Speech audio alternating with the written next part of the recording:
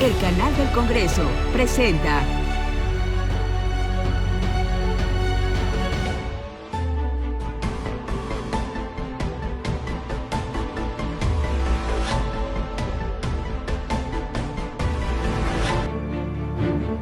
Te saludamos aquí a través del canal del Congreso, hoy aquí a la entrada del centro, de la parte central de donde se encuentra el Senado de la República Mexicana. Ya estamos internamente en la calle de Insurgentes y Avenida Reforma, y le agradecemos muchísimo que nos acompañe. Gracias en nombre de todas y todos quienes hacen posible aquí nuestra mesa de diálogo, canal del Congreso. Su servidor Javier Solórzano le saluda con gusto. Bueno, como usted se habrá dado cuenta, en las últimas semanas hemos tenido oportunidad de ir conversando con la nueva legislatura. Algunos y algunas de ellas ya habían sido legisladores. Otros son nuevos, pero digamos, alguien que ha pasado, que conoce qué pasa aquí adentro en el Senado, en el Partido del Trabajo y en la Cámara de Diputados, es el diputado Reginaldo Sandoval Flores, coordinador del Partido del Trabajo en la Junta de Coordinación Política, en la famosa Jucopa. Te saludo con mucho gusto, Reginaldo. ¿Cómo has estado? Pues muy bien. El gusto de que estés con nosotros. Te trajimos al Senado. Tú sí, que eres diputado. Gracias. Bueno, mejor, porque está medio lejos en San Lázaro a veces, ¿no? Sí, un poquito. ¿Cómo has estado? A ver, como para iniciar, te diría, ¿cómo vas viendo las cosas? ¿Cómo ves las cosas, Reginaldo, diputado? Pues mira, un poco movidas en algunas cosas. Sí. En otras, pues con la inercia de que ya no estamos iniciando un proceso de ruptura de cero, sino ya traemos 6 años de empuje de lo que nosotros hemos enmarcado en la cuarta transformación, en la lógica de que es una revolución, una transformación profunda, una revolución en todo lo que significa, pero es una revolución pacífica que nos hace llegar por la vía de la elección al poder público, por la vía del mandato popular, y arrancamos. De la discusión que tuvimos en un inicio con el presidente, nuestra lógica, nuestro planteamiento era que fuéramos a un nuevo constituyente, porque todas las 3 anteriores han terminado en una nueva constitución. Y más esta que se le ha hecho más de 700 reformas a esta constitución, que es la del 17. Ajá. Y el presidente planteó que fuéramos a recuperar la del 17, porque nos iba a llevar a una confrontación, nos iba a entretener y no íbamos a mandar señales de lo que estamos haciendo y también dónde estamos ubicados geográficamente en términos de los poderes geopolíticos mundiales. Y en esa lógica caminamos. Hasta antes de estas últimas reformas llevábamos 61 artículos de 136. Eso te va instalando ya un piso de cómo el Ejecutivo en su comportamiento, en su lógica central es separar el poder económico del poder político, porque antes el presidente pues era un operador del capital o de la oligarquía. Y el poder legislativo se había convertido en una especie de complicidad. Y pues había en la Cámara de Diputados el concepto de etiquetados vía ramo 23. Los diputados etiquetaban recursos para municipios, para gobernadores, y recibían a cambio pues el famoso moche, el diezmo, el diezmo en efectivo. Algunos les decían Mr. 10%, ¿verdad? Sí, y te digo un dato fuerte. Sí.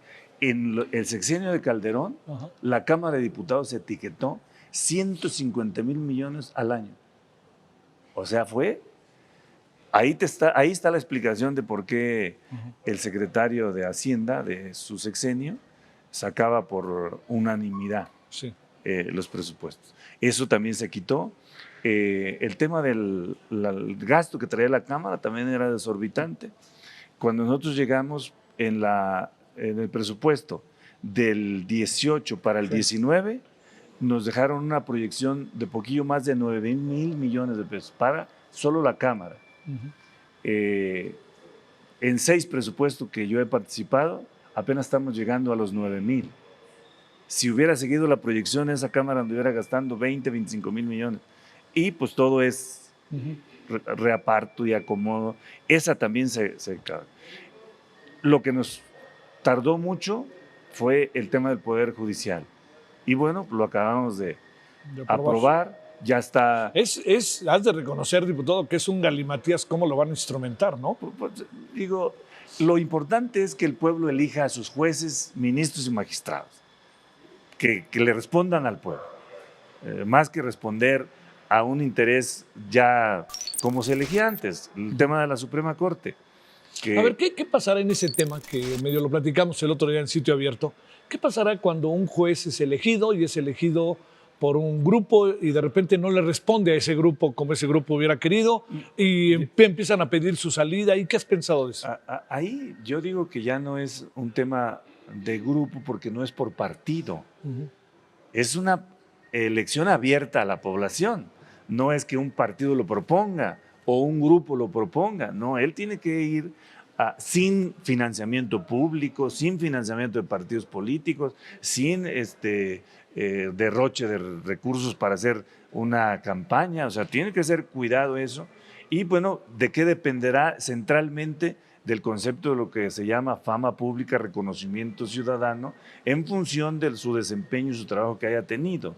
O sea, entonces ya no es este esquema de que sea por un grupo que se asocia por grupos y que en esa función va a salir electo. Es una cosa novedosa, porque es una aportación incluso a la democracia del mundo. Todo el mundo está sorprendido porque dicen, ¿cómo van a hacer eso? Porque la única experiencia cercana que muchos tienen que no es tan positiva es la de Bolivia. Sí, no, he hablado con magistrados y sí, no resultó. Sí, pero no les resultó por algunas fallas y razones que espero que también ellos se enderecen. Yo creo que lo nuestro va a ser innovador y va a ser positivo. A ver, diputado, ¿tú cómo le entraste a la política? Mira, fíjate. A ver, ¿cuánto tiempo tienes en la política? En años. Ni hablar, para que se sepa tu edad. Pues ya hace buen rato. ¿Cómo cuántos años tendrás? Porque yo te debo de platicar un poquito para ir a... Sí. Mira, yo nací en un pueblo que se llama San Lucas Tepetitlán, municipio de Florencia, de Benito Juárez, Zacatecas, por el sur de Zacatecas, colindando con Jalisco. Además, el nombre Tepatitlán como que suena entre Zacatecano y de Jalisco, ¿no? Sí, muy bien. Sí. Es que es cercano a eso porque era el concepto de la Nueva Galicia. Y esa Nueva Galicia, ya ves que entró en contradicción desde el principio con la Nueva España, que era el centro, que era acá la capital. Y siempre han estado históricamente en eso. También porque desde entonces, pues, eran esa zona es zona de Cascanes, esa es la denominación de la nacionalidad originaria, y esa comunidad indígena se queda como ombligo de toda una zona grande donde no hay mayor población indígena ni comunidades indígenas, y entonces cuando se viene el concepto de la revolución de 1910, termina en la Constitución del 17, viene el tema del reparto agrario y muchos constituyentes se desesperaron y entonces organizaron a jóvenes que ayudaran que fueran a tierra a organizar a los campesinos para que solicitaran tierra. Para que solicitaran tierra. Para que solicitaran tierra. ¿En qué época estamos hablando aquí? Bueno, estamos hablando de... ¿1700? Después del 17. Después del 1919, 1920. Sí. Y llegaron a San Lucas 3 y solo se quedó uno que se llama Zenón Varela, y don Zenón Varela organizó y logró que se organizaran los campesinos de San Lucas y trabajaran la reivindicación de tierras, que eran los dos principios, dotación ejidal o reconocimiento de tu propiedad como bien comunal. Como no encontraron el título virreinal, entonces en 1923 les dieron posición provisional como ejido. Y en el 24... Provisional. Provisional, sí. 24-25 se estaba preparando la Revolución Cristera. Claro. Y San Lucas quedó en medio de ese conflicto como pegados al gobierno o cercanos al gobierno en contra de los cristeros. Sí. Y ahí la Revolución Cristera, el sacerdote de Florencia fue y ordenó que los primeros que se asesinaran fueran a los San Lucas, que no los dejaran ni entrar a la iglesia. ¿Cuántos habitantes tendrá San Lucas? Bueno, San Lucas ahora debe tener unos 300, 400 habitantes, es un pueblo pequeño. ¿Y en aquel tiempo? Igual, un poquito más. Yo creo que también más o menos Pero era simbólico el asunto. tenía esa población. Sí. Después de la revolución, Ujú. fue que terminó la revolución cristera, porque no los dejaban entrar a la iglesia. Tuvo que disfrazarse de mujer un tío para poder Entrar.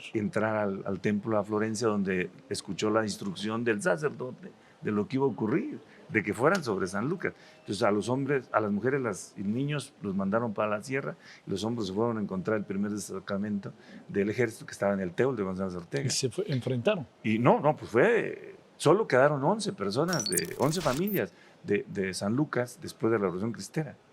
Y viene entonces la dotación ejidal, se consolida el ejido, mi padre, mi abuelo fueron comisionados ejidales, Sí. y entonces uno escucha. Y yo desde ahí un poco quería estudiar, porque no había solo hasta primaria. Pero para estudiar, ni hablar, Reginaldo, tenías que irte de ahí. No podía ir ni a Florencia y no podía quedarme ahí porque no había forma. Afortunadamente un hermano que ya desafortunadamente falleció en el COVID, Gregorio, Wow. se llama Gregorio, él abrió el camino porque se fue a estudiar la secundaria hasta Tepechitlán. ¿Eso a qué distancia? A ver, de Zacatecas capital, ¿a qué distancia está? Estarás como a 250 kilómetros. ¿Es lejos? Es lejos, sí. Y de San Lucas a Tepechitlán debe estar como a 100 kilómetros de O distancia. sea, y además se separa de alguna manera la familia, que eso siempre es algo, ¿no? Y no había camino Sí. pavimentado ni nada. Yo me fui entonces a estudié la secundaria técnica en Tepechitlán, También. ahí en Tepechitlán. Y ahí, en Tepechitlán, fue donde, ya con esta idea, porque llegué a una casa de estudiante, la dirigía un maestro del Cebeta, que había estudiado en la UNAM, y que había estado en Tacuba, y estuvo aquí en el tema de Del 68. la toma del 68 y todas esas cosas. La toma de la prepa, en fin. Muy, muy revolucionaria, porque era la FENOP, que era Federación de Organizaciones Bolcheviques. Y él dirigía la casa. Sí. Y entonces ahí nos iniciamos un poco en la teoría revolucionaria, porque nosotros teníamos el compromiso y la responsabilidad de ir los primeros calificaciones en donde estabas estudiando, y pues hacías todo el ejercicio y tenías tu círculo de estudio. Sí.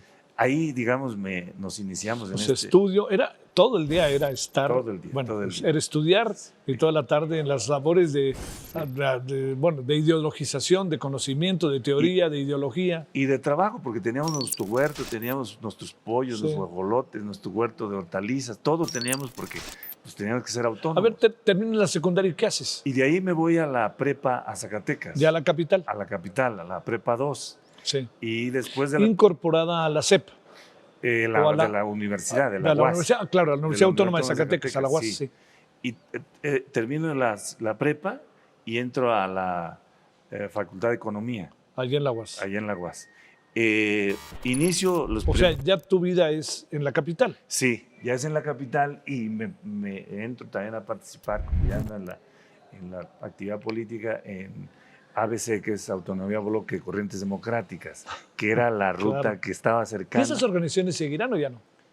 Yo creo que ya no. Ya no, ¿verdad? Ya Ya no, no. ya, o muy, muy disminuidas. Muy si es que disminuidas. están, pero son corrientes que ahí están, porque No, pues, sí.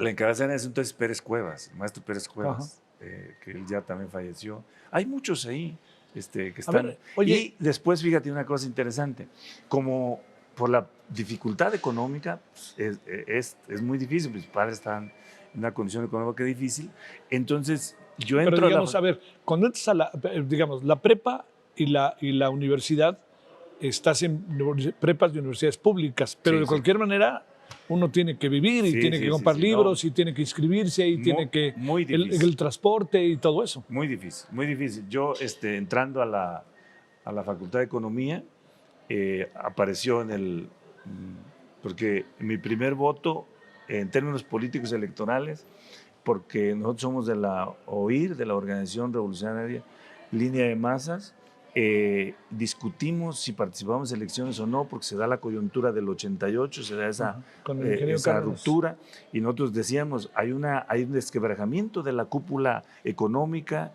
y está el grupo que quiere el tema neoliberal, el grupo que quiere el nacionalismo revolucionario, se da la corriente democrática. Nosotros ahí en asamblea resolvimos participar por primera vez en las elecciones en asamblea. Oye, unos no queríamos porque ¿y quién queríamos… era el gobernador de Zacatecas? ¿Arturo Romo no? No, Antes, era antes. Antes era Genaro Borrego. Genaro Borrego Estrada. Genaro Borrego Estrada, sí. Claro. Y entonces resolvimos por mandato de asamblea que participamos en las elecciones. Nuestro candidato fuera Alberto Castillo en un inicio. Y luego él se retira y se suma a Cuauhtémoc y nuestro primer voto lo damos para Cuauhtémoc Cárdenas en el 88. Oye, que siempre, por cierto, hay que reconocer esta generosidad, inteligencia y sensibilidad del ingeniero Alberto Castillo, que sí es un lado, ¿no? Sí. Y además se sumó. Que tiene que ver con este análisis que estoy diciendo de que se ve con claridad que hay dos grupos económicos en México, los que quieren el tema de la globalización, la apertura al neoliberalismo, y los que mantienen el tema del nacionalismo revolucionario, con Cuauhtémoc Cárdenas, por Luis Muñoz Ledo, y el ingeniero, aunque era del Partido Socialista Unificado de México, pues planteó también que era necesario la unidad. Oye, a ver, entonces, espérame, ¿terminas Derecho? No, yo estudio Economía. Perdón, terminas Economía, quise decir. Sí. Terminas Economía y ¿qué pasa? Bueno, no, ni siquiera termino porque te quería decir que como estaba la condición económica difícil, apareció el programa de Salinas, de Brigadas en Solidaridad. Sí. Oye, espérame, lo dirigía un buen personaje. Que era Rojas, ¿no? Sí, Rojas. Muy buen personaje. Lamentablemente falleció. Y incluso terminamos siendo compadres de el que dirigió en Zacatecas este programa, porque apareció la convocatoria. Solidaridad, la famosa Solidaridad. Y el programa específico era Brigadas en Solidaridad, que era una cosa interesante, porque era para el semidesierto de Zacatecas. Se inscribieron como 300, pasamos 17 y nos fuimos a trabajar al semidesierto, dejando un poco de estudiando y yendo, pero no se pudo ahí. Y mi primera experiencia laboral.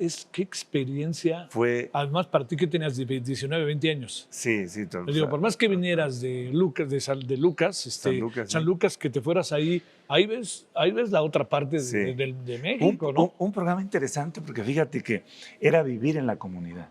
Sí, claro. Y hacer el diagnóstico comunitario. Sí.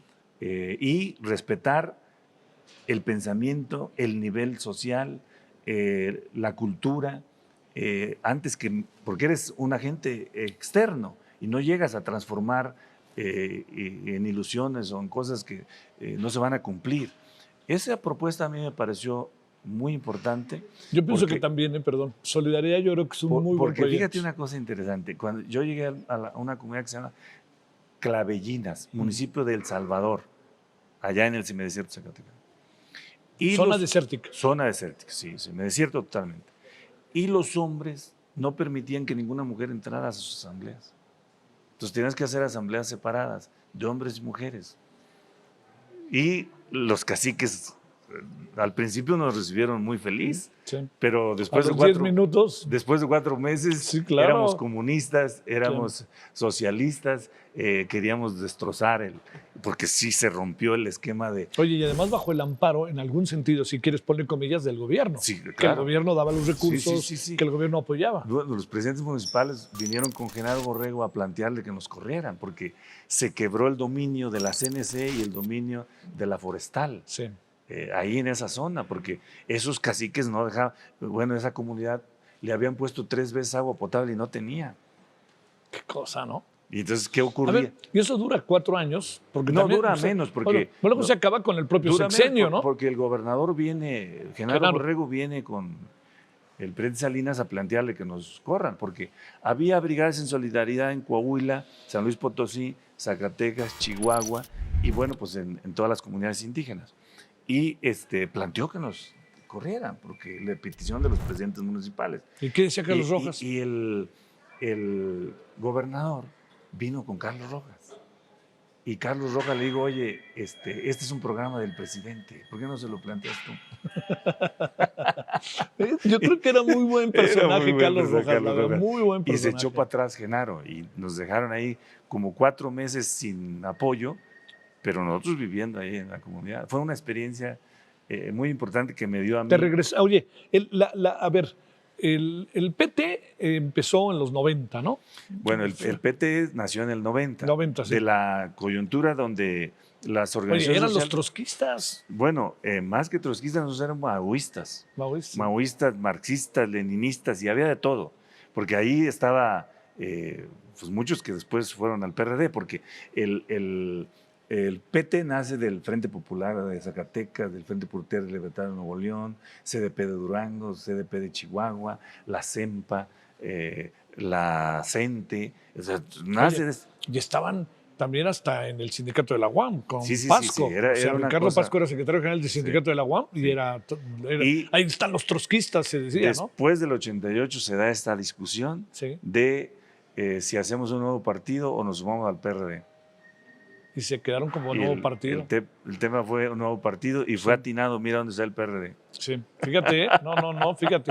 Además hubiera sido muy difícil, digamos, hubiera sido una lógica que la izquierda se une, etcétera, pero en términos ideológicos y estratégicos no necesariamente pensaban ni siquiera medianamente lo mismo. Y mira que del otro lado estaba el ingeniero Cárdenas, que tenía capacidad de convocatoria. Sí, pero fíjate cómo se lo comió alguna visión y concepción que terminaron aliados al PRI y al PAN, lo que nacieron para... Pero terminaron aliados al PRI y al PAN, hay que reconocerlo, sin las figuras como el ingeniero Cárdenas, sin las figuras... Pues ya sin relevancia política, digamos, nacional. Sí. Y nosotros nos encontramos, primero fue con el ingeniero. ¿Te metiste al PT?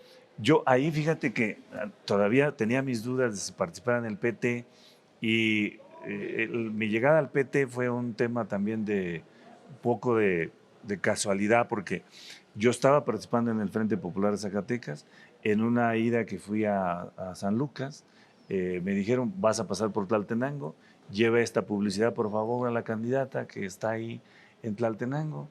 Y yo llego a la oficina donde me dijeron, no estaba en la oficina, me dijeron, está ahí en una colonia haciendo un meeting. Yo llego a la colonia del meeting. Mira, ¿qué es esto? Y en lugar de recibirme la publicidad, me recibieron por micrófono. Está llegando un compañero de Zacatecas que suba aquí al meeting y por favor que sube. Y bueno, pues yo ahí subí. Como de película. Y quedé un mensaje. Y ahí pues ya me eché un mensaje y... A ver, ¿qué dijiste? Digo, no te voy a decir que textual, pero a ver, ¿cuáles ideas centrales? Bueno, una o dos que hayas dicho. Lo que yo traía de mi experiencia... En las brigadas. En las brigadas de solidaridad, que debe haber democracia, que debemos de caminar de abajo hacia arriba, de escuchar a la gente, representar las causas, de ser congruentes, de ser honestos, bla, bla, todas esas cosas. Y entonces me dijeron, Lolo, ahí me hicieron bolita, oiga, asesórenos, por favor. y ya no me soltaron de ahí. Oye, a ver, ¿y te quedaste ahí? Me quedé ahí diciendo, bueno, pues en el PT, a ver el tema electoral. Y como el Frente tenía vinculación con el PT, a mí luego me hicieron dirigente del Frente Popular y luego me invitaron a que fuera parte del partido y de repente fui al Congreso y ahí en el Congreso también me dijeron, oye, pues te queremos que ¿En el Congreso local? En el Congreso local del partido. Sí, del partido. Y entonces me nombraron como parte de la dirigencia del partido, que son colegiadas. Sí. Y luego ya vino la ruta entonces ahí electoral. Yo participé como 1 o 2 veces como candidato y después fui diputado local en Zacatecas. Perdiste. Las primeras. Paga la mayoría, es muy difícil ganar. O sea, y ahí ganaba el PRI. Sí, ganaba el PRI, dominantemente el PRI. Pero vino luego el tema de Ricardo Monreal. Claro. Y el tema de que deja el PRI y se va al PRD. Y su primera opción fue el PT. Y el que se opuso para que no fuera del PT fue Narro, que era el dirigente de PT en Zacatecas. Y entonces se fue al PRD. Porque él es también, zacatecano, en fin. Sí. Y ahora está en Morena. Ahora está en Morena. Pero por lo tanto tenemos que hablar de la coherencia. Sí, en esa lógica fue mi primer elección, digamos, ganada por la de representación proporcional como diputado local en el primer tramo de Monreal. Sí. Y yo, debo decir, modestia aparte, que pusimos en orden a Monreal, porque Monreal pues venía de la lógica del PRI. Por ejemplo, en el tema del presupuesto, en el primero todavía existía la Suprema, la Gran Comisión, presidencia de la Gran Comisión en el Congreso de Zacatecas. A pesar de que nosotros llegamos, pues, fuimos solos como PT, llegué yo digamos, 2 diputados, y hacíamos correlación todos los de oposición contra el PRD. Y entonces modificamos la ley orgánica quitando la Gran Comisión. Sin el PRD, sin la participación del PRD. Que era el partido de Monreal. El partido de Monreal. Sí. Y le dijimos, oye, le dijimos y lo hicimos, cambiamos esa ley. Y luego vino el presupuesto. Igual. Igual, nosotros desmenuzamos el tema del presupuesto. Y sin el PRD. Hasta Oye, que a ver, le dije yo a Monreal, a ver, Monreal, si tú eres de pues, Revolución Democrática, ahora es Partido de la Revolución Democrática. Seguimos el ejemplo del ingeniero Cuauhtémoc Cárdenas en la Ciudad de México. Quitamos la partida secreta, que en ese entonces eran 400 millones. Que no le hubiera caído nada bien a Monreal, Tampoco perdóname. Oye, a ver, antes estaba por ahí, fue gobernador Arturo Romo. Sí. Arturo Romo parecía un perfil muy interesante. Venía del movimiento obrero, pero al final… Muy formado. Pero sí, muy formado. Pero era secretario, creo que del trabajo, de la CTM o una cosa así. Cuando la CTM tenía un peso muy importante. Ideólogo. Pero, ideólogo. Ahí no logró consolidar nada, ¿no? Para Pues decirlo claro. Él luchó mucho para ser gobernador y cuando fue gobernador falló como gobernador. Yo creo que tuvo algunas desviaciones, algunos descuidos, yo creo que hasta personales, sí. Y terminó un mal gobierno. Sí, bueno, a ver, termina Monreal y se da una lucha cruenta, ¿no? Para ver si es Amalia o no es Amalia, no nos hagamos, sí. ¿Te acuerdas? Sí. ¿No? Sí, se da fuerte ese debate porque cuando llega Ricardo, el que dirige el PRD es Andrés Manuel López Obrador. Andrés Manuel, sí. Y entonces Andrés Manuel López Obrador convence a Amalia para que deje pasar a Ricardo con el acuerdo que ella seguiría. Desde ahí se da el acuerdo. Y ya cuando viene la sucesión, Ricardo se resiste mucho. ¿A quién quería Ricardo? Ricardo yo creo que quería a Tomás. Sí. Que además era su amigo. Era su amigo. Sí, él quería a Tomás. Pero, era el tiempo de Amalia por muchos motivos. Que a Amalia le pasó lo que a Ricardo. Sí. Digo, lo que a Arturo Romo. Ella también luchó mucho para ser gobernadora y siendo gobernadora le toca la mala racha del crecimiento de la delincuencia organizada y pues le toman prácticamente. Sí. Oye, a ver, digamos, en esta parte, ¿cuándo te integras? Y fíjate que Amalia cometió un error grave, a ver, que es querer borrar a Ricardo. Sí. Y Ricardo tuvo una virtud, como es medio echado para adelante. ¿Medio? Con Zedillo, Zedillo le cierra la llave del presupuesto. Y Ricardo llama a todos los zacatecanos sin partido a que hagamos una marcha de Zacatecas caminando a la Ciudad de México. Es cierto. Es cierto. Y hay 98, creo, ¿no? Todo el mundo se va. Y entonces agarra la marcha y viene. A los 5 kilómetros le llaman y le dicen, oye, Ricardo, ya tienes tu dinero ahí, ya está ahí. No, lo que pasa es que no has visto la cuenta. Y luego dijo, oye, ¿y cuánto cayó? ¿Cuántos kilómetros hemos caminado y cuánto dinero cayó? No, pues cayó tanto dinero. ¿Cuántos kilómetros? No, pues ya apenas llevamos 5. No, hay que seguirle. Entre más caminemos más. y no había cómo pararlo. Y se vino hasta la Ciudad de México. No recuerdo. Y a partir de ahí… se hizo mucha similitud con lo que López Obrador había hecho. Bueno. A partir de ahí, nunca le faltó dinero. De lo que pedía, le daban. Sí.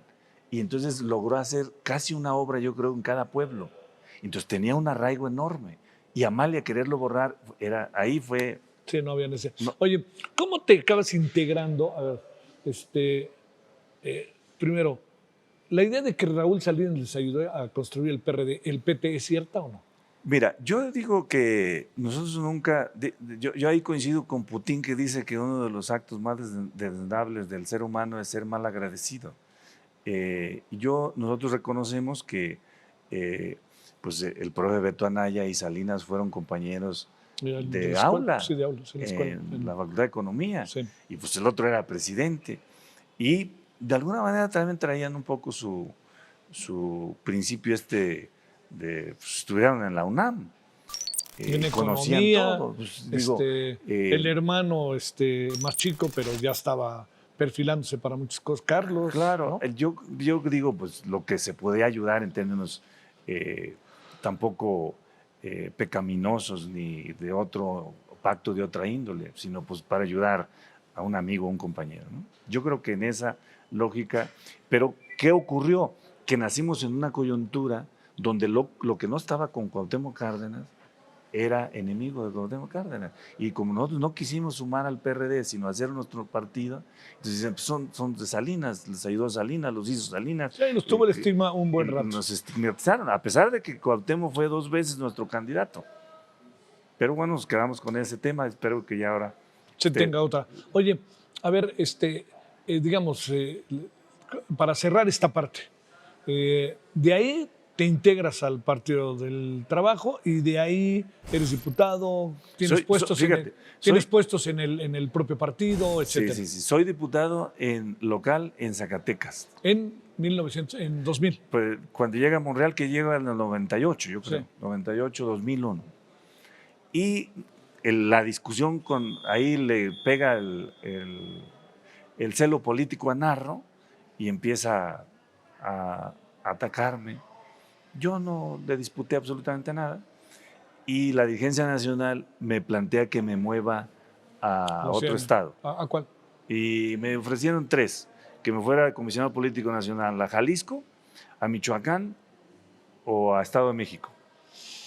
Y yo resolví irme a Michoacán por su historia, de la primera transformación, todo lo que es Michoacán, lo que significa históricamente. Lázaro Cárdenas, Francisco Cotamuica, y me fui a Michoacán. Y en Michoacán logramos pues, construir, no había partido, no había PT. Ahorita estamos en el 10% de la votación. Tenemos un grupo, tenemos 6 diputados, ahorita 6 diputados, ahorita tenemos 23 presidencias municipales, un montón de regidores. Muy bien, ahí ya está orgánicamente muy fuerte el PT. Y ahí fue 2 veces diputado local. Y ahora me acaban de nombrar comisionado político nacional para el Estado de México. Y entonces el Estado de México, el Estado de México que significa en tamaño, ¿no? Significa y es bravo. Y en el 2015, bueno, tuve oportunidad incluso de ser diputado federal, no tenía esa aspiración, tampoco aspiración de cargo, simplemente dedicarme a hacer trabajo político, organización, y en eso andábamos. Y en el 2015 me ponen por primera vez para ser diputado federal y nos quitan el registro. Nos intentaron quitar el registro, porque al final tenemos registro, pero no tenemos diputados de RP, ni nos dejaron armar grupo parlamentario teniéndolos de mayoría relativa para ser grupo, y tampoco nos dejaron. Ahí otra vez fue Zambrano y fue un exgobernador de Edomex.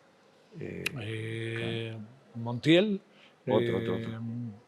Bueno, no, pero estaba pensando hay otro, se me fue ahorita el nombre. Es poco conocido, no fue relevante, creo que fue interino. Sí. Ahorita lo... Ay, sí, yo también aquí lo tengo. No. Aquí lo tengo ahí. Ahorita a ver si lo recordamos. Bueno, en 3 no nos dejaron tener. Está nuestro caso en la Interamericana de Derechos Humanos, para a ver cuándo resuelven.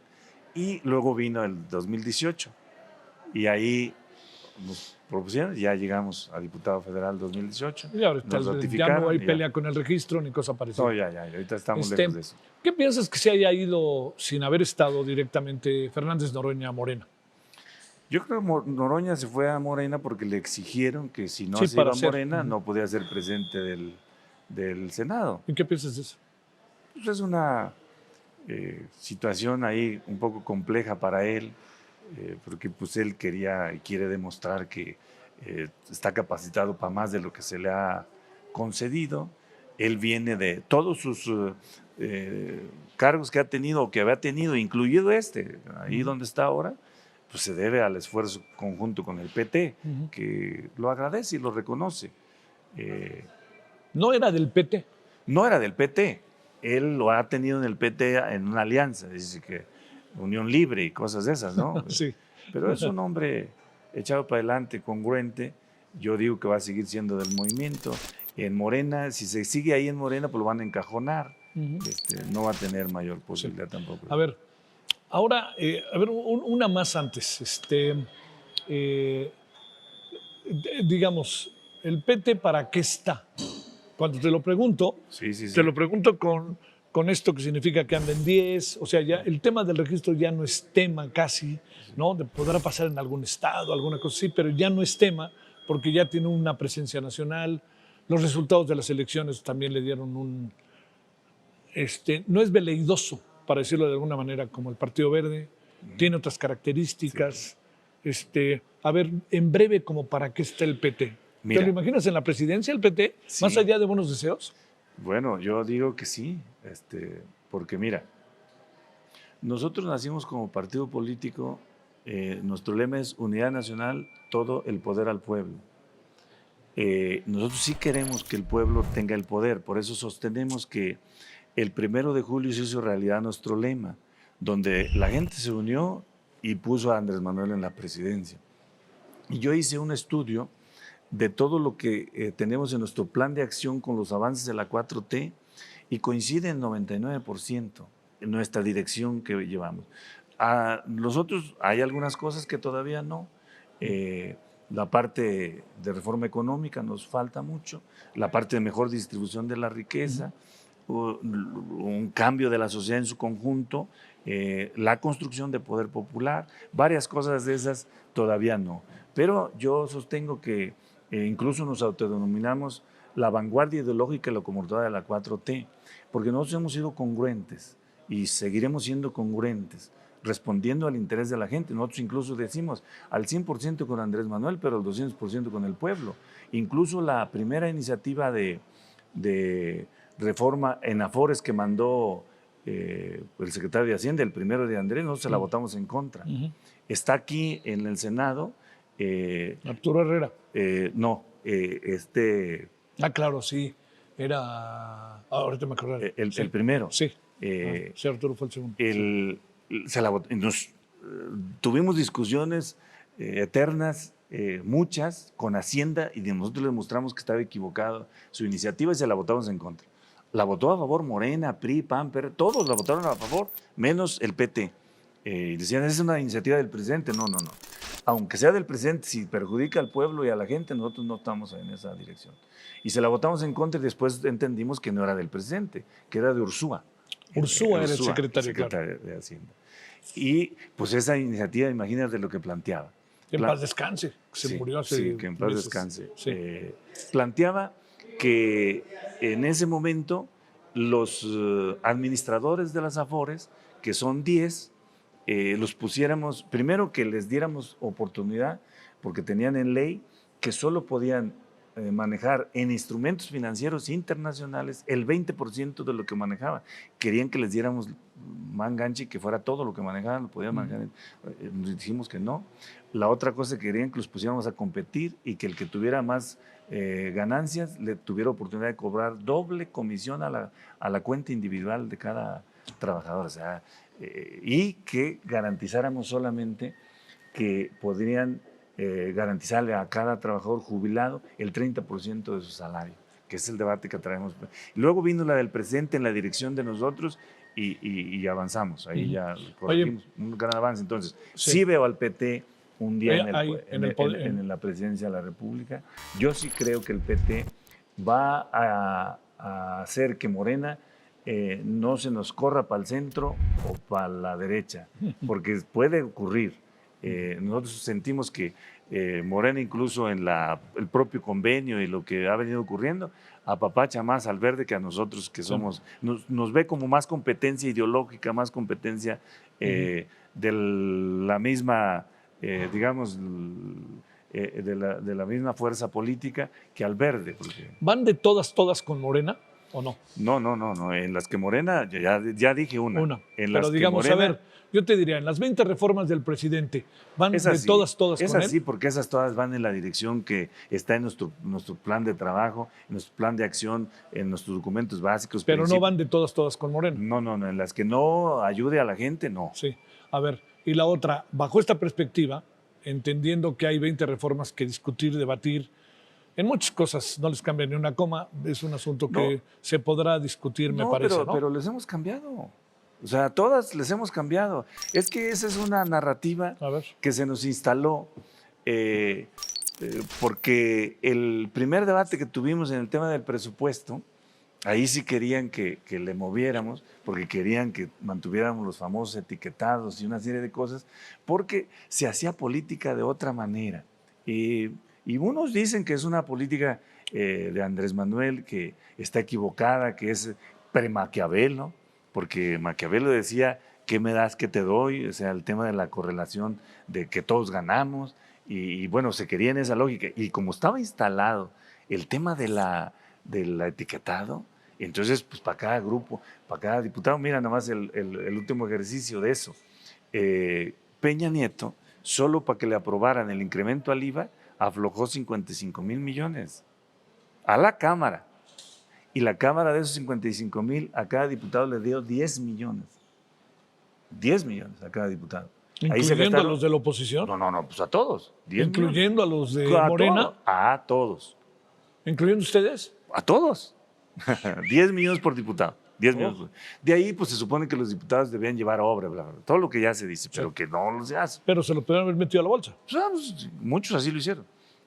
10 millones. 5,000 millones se gastaron ahí. De los otros 50,000 hicieron 2 bolsas. Y eso es nomás hay que preguntarle a Silvano Aureoles, a Naya, que aquí está de diputado, y a Beltrones, que también está de senador. Hicieron 2 bolsas. Uno para los amigos, gobernadores, presidentes, bla, bla, y otro para gastarlo ellos 3. Así era el tema. Es muy brutal eso, oye. Pues bueno, yo te expliqué de que Calderón, 150,000 millones al año. Porque aquí hay un tema de fondo. Ahora, pero también te digo una cosa, Reinaldo, me parece terrible que la oposición crítica de izquierda también estire la mano. Bueno, ahí hay un tema que se llama congruencia. Es el tema, a ver. Hay un tema que ese tarde o temprano cobra facturas, porque la gente se da cuenta de que aquí hay, en el centro que hay este problema. En el centro hay un problema que se llama una máxima sociológica, que dice que en esta realidad social la verdad no existe. La verdad la hace la comunicación. Y la comunicación, en esta realidad social la verdad no existe, la verdad es percepción y la percepción la hace la comunicación. Y esto nos llevó a que entrara la mercadotecnia en la política. Y entonces los políticos se empezaron a vender como productos y abandonaron principios, abandonaron todo, es engañar a la gente. Y este tema nos llevó a una crisis de representatividad, pero esa es una crisis que está en todo el mundo. La gente no cree en esa representación.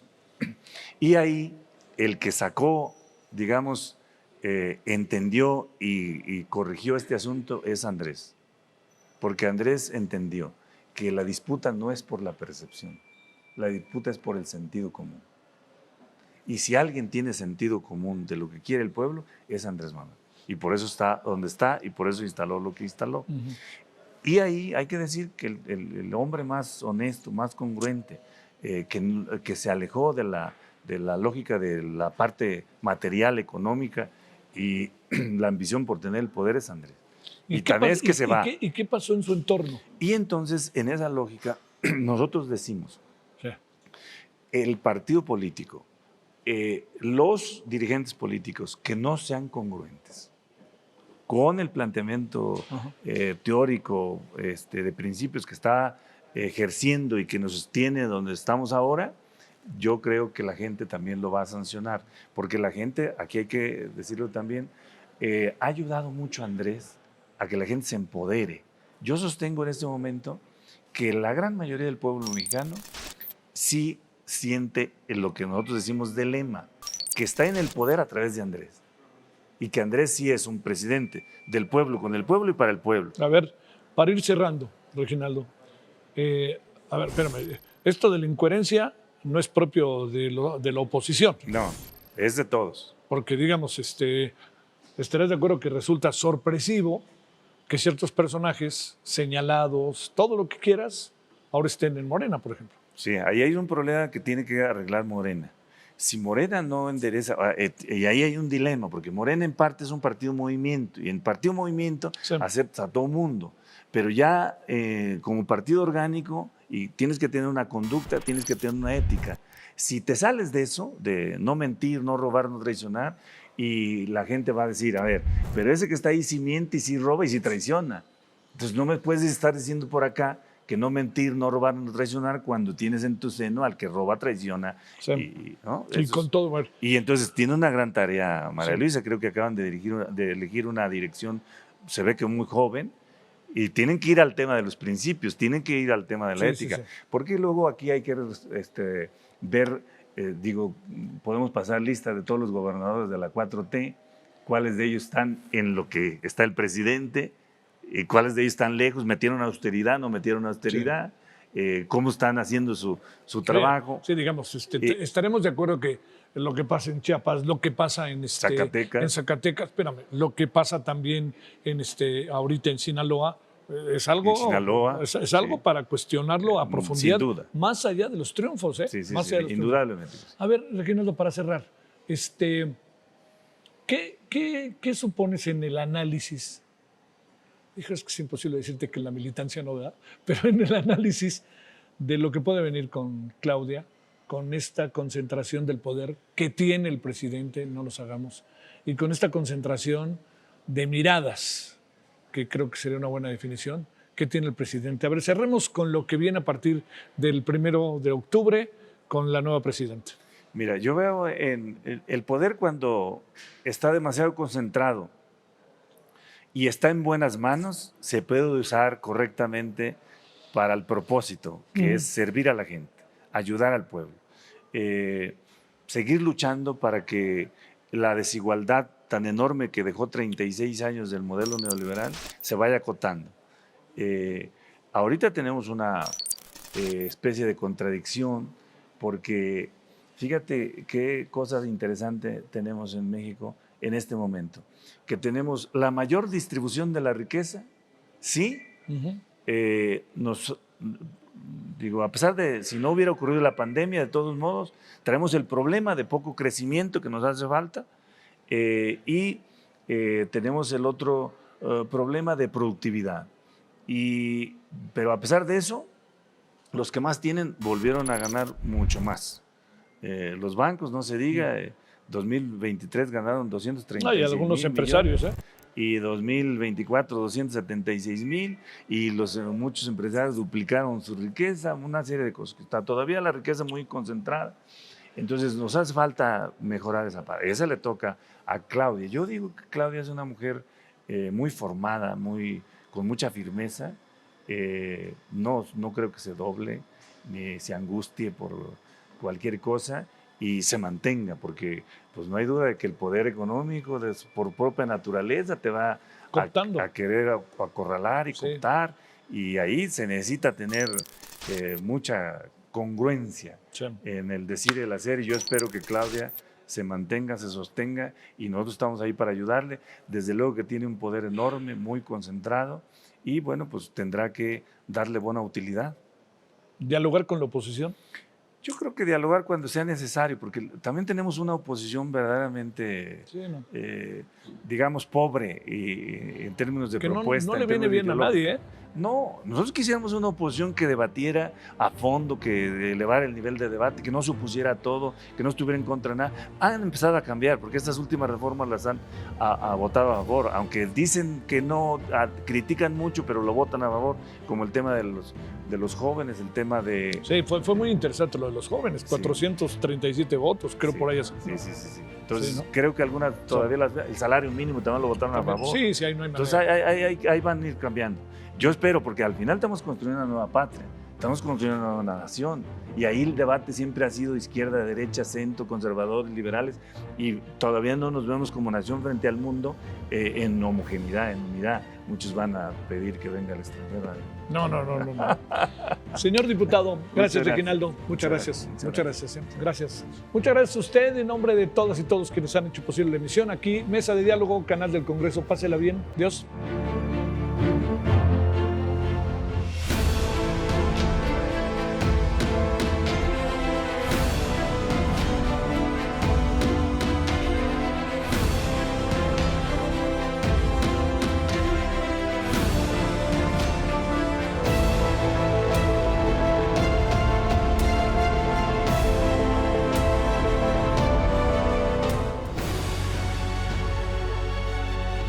Canal del Congreso presentó